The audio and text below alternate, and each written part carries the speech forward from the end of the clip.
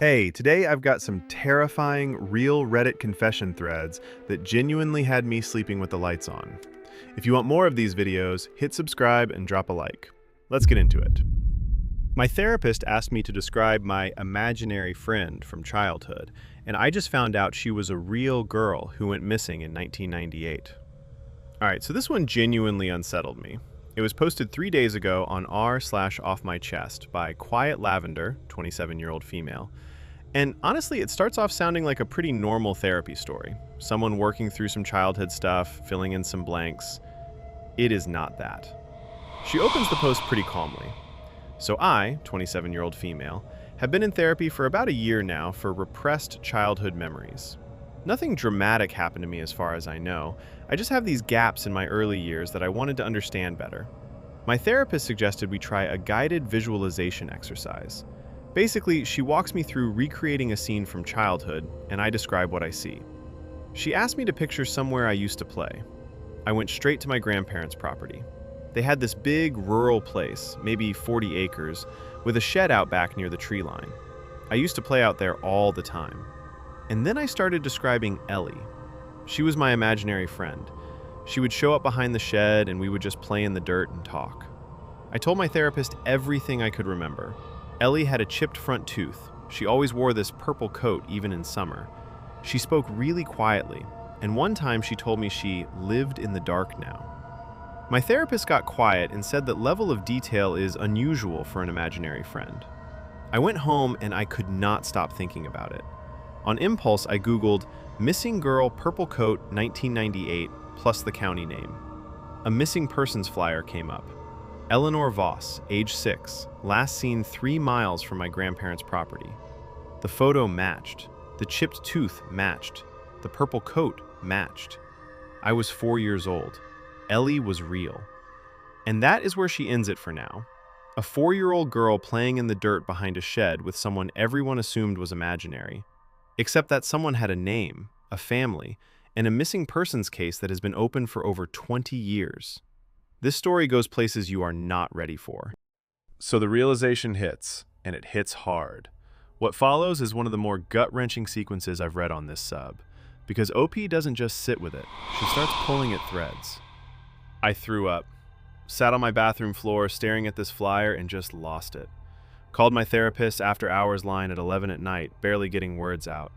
She talked me down, but I could tell she was shaken too. Next morning, I went deep. Eleanor Voss, age 6, vanished June 14, 1998, from a family barbecue 3 miles from my grandparents' property. Dogs, helicopters, volunteers combing the woods for weeks. Nothing. Case went cold by fall. Then I started mapping my memories against the timeline.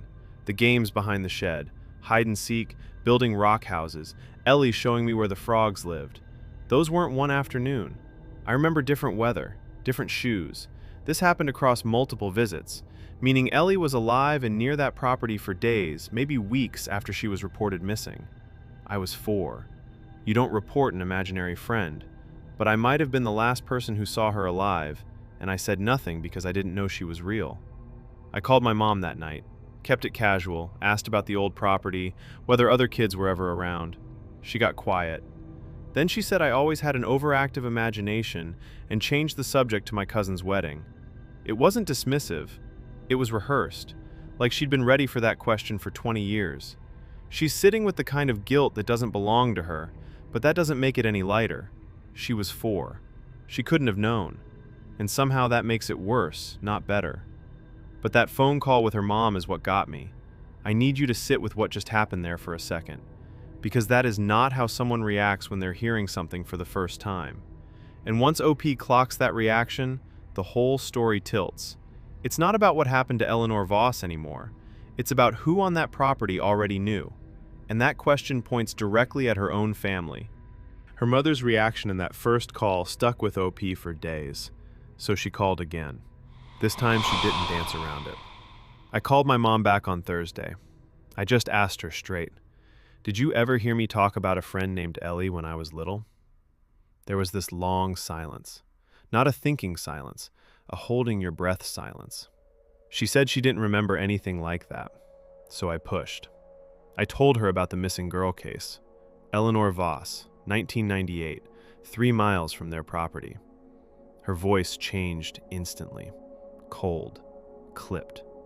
She told me to stop digging into things that aren't my business and to focus on my therapy instead of playing detective. Then she hung up. I sat there, shaking. My therapist said something in our next session that I can't stop thinking about. She said the level of sensory detail I have, the texture of Ellie's coat, the smell of the dirt behind the shed, the exact sound of her voice, is more consistent with real memory than something I made up. Kids don't fabricate texture, they fabricate scenarios. I keep thinking about my grandfather. Everyone called him private. He was quiet, controlling. He owned 40 acres of woods and farmland, and nobody was allowed near his workshop. He died in 2019. The property got sold. I don't know what to do with any of this. The comments came in fast after that. I live in the dark now. I cannot get that sentence out of my head. A 4-year-old wouldn't make that up. She was telling you something. That sentence has been in my head for 23 years. I used to say it to my mom like it was a game. Ellie lives in the dark. Can we bring her a flashlight? My mom would tell me to stop making up stories. I remember her face when I said it. She wasn't annoyed. She was scared. I see that now. I am literally shaking reading this. Please contact the police. That little girl's family has been waiting almost 30 years for answers. I just looked up the Eleanor Voss case. Purple coat, chipped tooth, rural county. OP. I don't think you're making this up. That matches. A few days went by. Then OP came back with an update post, and you could feel it right away. The energy was different, darker, like someone who had seen something they could not unsee. I found what was under the workshop, and my mother knew the whole time. I drove out to my grandparents' old property yesterday. The new owners were kind enough to let me walk the land and look through the outbuildings. I told them I grew up visiting and just wanted to see it one more time. They didn't ask questions. I went straight to the workshop, my grandfather's space, the one room nobody was allowed in when he was alive. Inside, it smelled the same, sawdust and old oil. I started checking the floor and found a section of boards near the back wall that shifted when I stepped on them. I pulled them up. Underneath was a metal box. Inside were children's clothes, a single shoe, and a purple coat with a broken zipper. My hands were shaking so badly I could barely hold my phone to take photos. I put everything back exactly how I found it. Then I sat in my car and called my mother. I told her what I found. There was no shock, no confusion, no denial, just silence, and then in the flattest voice I have ever heard, she said, "I told him to get rid of that." Then she hung up. I sat in that car for over an hour before I drove to the county sheriff's office and turned over every photo and the exact location. Reactions hit immediately. The fact that your mother said, "I told him to get rid of that" so casually is the most chilling part of this entire post. She knew. She's known this whole time. Your grandfather's workshop, under the floorboards. I need you to understand that normal people do not hide children's clothing under floorboards. Please be safe when you go to your family with this. OP, please do not confront anyone alone. If this is what it looks like, the people who covered it up have had almost 3 decades of practice keeping this buried. Contact law enforcement first and let them guide the process. OP came back one more time. And this was it, the final post before her account disappeared. I found what was under the workshop, and my mother knew the whole time. Law enforcement came out to the property 2 days after I filed my report. The new owners cooperated fully, didn't even hesitate. They pulled the box from under the workshop floor. The purple coat, the single shoe, the children's clothing. It's all in evidence now. I've tried calling my mother 5 more times since then. She won't answer, she won't text back. I think she's done with me. I don't know if my grandfather hurt Ellie. I don't know if he found her already dead somewhere on that property and just decided to hide what he found to protect himself. I will probably never get that answer. But what I know for certain is that my family was aware a child was missing 3 miles away, and they said nothing. They let Eleanor Voss's parents spend 23 years not knowing. They let me grow up believing I invented her. I was 4. I might have been the last person to see Eleanor Voss alive, and I called her my imaginary friend because no one ever told me she was real. I'm deleting this account now. I hope Ellie's family finally gets something from this. I'm sorry it took 23 years. The comments were heavy on this one, but there was one that stood out. Therapist here. Repressed memories in children that young often aren't imaginary at all. They're coded as fantasy because the child has no framework to process what they witnessed. Please don't stop therapy through this. You need support. What stays with me about this one isn't the box under the floorboards. It's not even the mother going silent. It's that a 4-year-old carried the truth inside her for over 2 decades, and the only word she had for it was imaginary. Children don't fabricate that level of detail. They encode what they can't process. And the real horror here was never a stranger in the dark. It was the person who tucked you in at night. The silence didn't start with OP's mother. It started with a man who decided a child's life was worth less than his reputation. All right, next one is just as heavy. My boyfriend, 27-year-old male, ignored our safe word during intimacy and then whispered something I can't stop hearing. This was posted 3 days ago on r/offmychest under a throwaway account. And I need to set this one up right because this is one of those posts where the fear radiates off every single word. You can feel her panic through the typing. Brace yourself for this one. OP jumps right in, and you can already tell that whatever happened that night has completely shattered something inside of her. I'm, 24-year-old female, typing this from my sister's bathroom floor at 3 a.m. because my hands won't stop shaking and I don't know who else to tell. I've been with my boyfriend, 27-year-old male, for 2 years. He's sweet. He remembers my coffee order, texts me good morning, gets along with my family. Everyone loves him. We had a good relationship. We'd explored rougher stuff in the bedroom, and we always had a safe word. It worked. Every time I used it, he stopped. No questions, no guilt, just stopped. That's why I trusted him. Last Thursday night, things escalated further than usual. I said the safe word. He didn't stop. I said it again, louder. Nothing. I screamed it a third time, and he pinned my wrists above my head, leaned down so close I could feel his breath, and his face didn't change at all. Same expression he has scrolling his phone, and in this flat, bored voice, the same tone he uses to order coffee, he whispered, "I've been thinking about what it would feel like to kill you." I couldn't move. I couldn't breathe. He finished, rolled over, fell asleep in 5 minutes like nothing happened. I laid next to him for 2 hours completely frozen, staring at the ceiling, listening to him snore. 2 full hours lying completely still right next to the person who just whispered those words into her ear, while he snored like it was any other Thursday night. And I promise you, this story has not even started to show you where it actually goes. The next morning is where this story starts to crawl under your skin. Because he doesn't panic. He doesn't apologize. He does something worse. He made me breakfast. Eggs, toast, coffee with the exact amount of cream I like. Kissed my forehead on the way to the fridge. Hummed to himself. I sat at the counter watching his face like I was studying a stranger, and there was nothing there. No guilt, no tension, nothing. I told myself I misheard him. Maybe it was some weird dark humor thing. Maybe I was half asleep and my brain filled in words that weren't real. I spent that whole first day just convincing myself I was crazy. But my body knew. The next week, I flinched every time he reached for me. I started sleeping on the far edge of the mattress. I locked the bathroom door for the first time in 2 years. He noticed. Of course he noticed. He tilted his head and asked, "Hey, are you okay?" In that same flat, calm voice, and I almost threw up. I tried to bring it up once. Just once. I said, "That night, you said something that really scared me." And he looked at me with genuine confusion, like I'd told him the sky was green. He said, "I don't remember saying anything, babe. Are you sure you weren't half asleep?" And I felt my reality crack. I started Googling things at work. Partner said something scary during intimacy. Boyfriend whispered threat during fuck.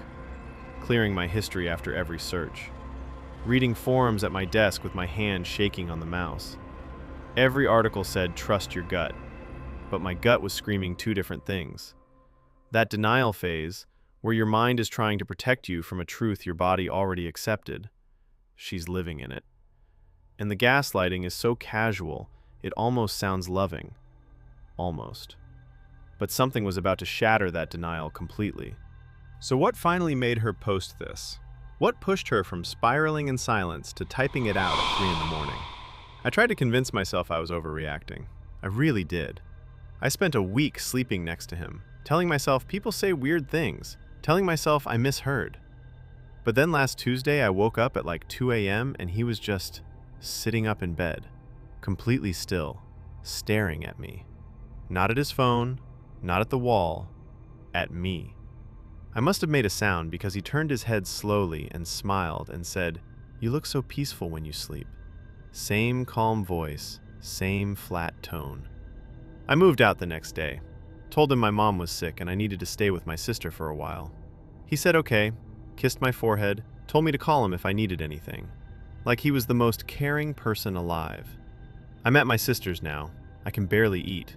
I jump every time a door closes. I filed a police report 2 days ago, and I felt so stupid sitting there trying to explain what happened because he didn't technically do anything illegal that I can prove. The officer was nice, but I could tell he didn't know what to do with it. I don't know what I'm looking for posting this. Maybe just someone to tell me I'm not crazy. Comments hit within minutes, and they did not hold back. The fact that he said it calmly is what's destroying me. Anger you can see coming. Calm means he's thought about it before. That's exactly what I can't get past. He wasn't angry. He wasn't worked up. His breathing was completely normal. It was like he was telling me what he wanted for dinner. I keep replaying it, and the thing that makes me sick is I think he was testing whether he could say it out loud. Like he'd been holding it in and wanted to see how it felt to finally let it out. Please tell me you are not still in that apartment. That is not a red flag, that is a death threat. Get out tonight. OP, please update us so we know you're safe. I'm genuinely worried about you. 2 weeks went by. Radio silence. Then, OP resurfaced on a completely new account with an update post. I found his journal entries and the police have his laptop now. I'm posting from a new account because I don't know if he's watching the old one. My sister's husband went to the apartment 2 weeks ago to collect my things while he was at work. Clothes, documents, the basics. But on impulse, he also grabbed the old laptop that was always sitting open on the desk. I still don't know why he took it. When we got it open, there was a locked folder buried in the files. The password was my birthday. What was inside made me vomit on my sister's kitchen floor. 14 months of journal entries, all written in cold, clinical third person. He referred to me as the subject. Detailed fantasies about hurting me, killing me, things I will never repeat here. Some entries were cataloged by date. I recognize those dates. March 12th, the night he surprised me with dinner and told me I was the best thing in his life. April 3rd, the night he ran me a bath and brushed my hair afterward. Every single tender moment I held on to as proof he loved me was him coming down from mentally rehearsing my death. I keep thinking about how safe I felt those nights, how gentle his hands were. And now I know what those hands were imagining doing to me an hour before he walked through the door with flowers. We called the police within the hour, and they have the laptop now. That update hit the thread like a freight train.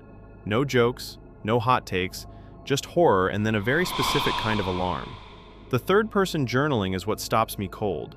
That kind of clinical detachment from your own violent ideation is textbook psychopathic cognition. He wasn't spiraling, he was cataloging. Methodically, over 14 months. OP, please tell me you already have a protective order filed. The second he notices that laptop is gone, he will know exactly what you found and exactly how exposed he is. You need a legal barrier between you and him before that realization hits. Not next week, today. That last point sat heavy. The laptop was already missing from his desk, and he hadn't been arrested yet. So here's where everything stands as of her most recent post. The police took his laptop as evidence. I sat in that station for 4 hours giving my statement, and the detective, this older guy who looked like he'd seen everything, pulled me aside after. Off the record, he told me that in 20 years of doing this job, he had never seen journal entries that detailed. He said it like he was warning me, like he wanted me to understand what I had been sleeping next to. They can't arrest him yet. There's no direct threat, no specific act they can charge. Just 14 months of fantasies written in cold third person about a woman whose description matches me down to the birthmark on my hip. But I have a restraining order now. I'm in therapy twice a week.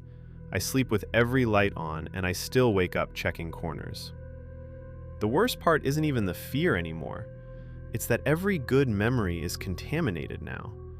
Every time he brought me flowers, every bath he ran me, every morning he kissed my forehead, those were the nights after. I don't know if he knows I found it. I don't know if he's looking for me right now. I loved someone who was practicing how to end me. What stays with me about this story is how ordinary everything was before that whisper. 2 years of a relationship that looked completely normal from the outside. Brunch plans, goodnight texts, a safe word system that was supposed to mean trust. And then one moment pulls the entire thing apart and you realize the ordinary was the mask. It forces a question I think every single person listening right now has thought at least once. Do you really know what lives behind the calm eyes of the person lying next to you? The comments on this one hit different. I physically recoiled reading this. The safe word exists for exactly this reason. It's the one line that cannot be crossed. He didn't just cross it, he erased it. If this one is staying with you, trust me, it's staying with me too. Stories like this don't leave easy. And that is the last story for today.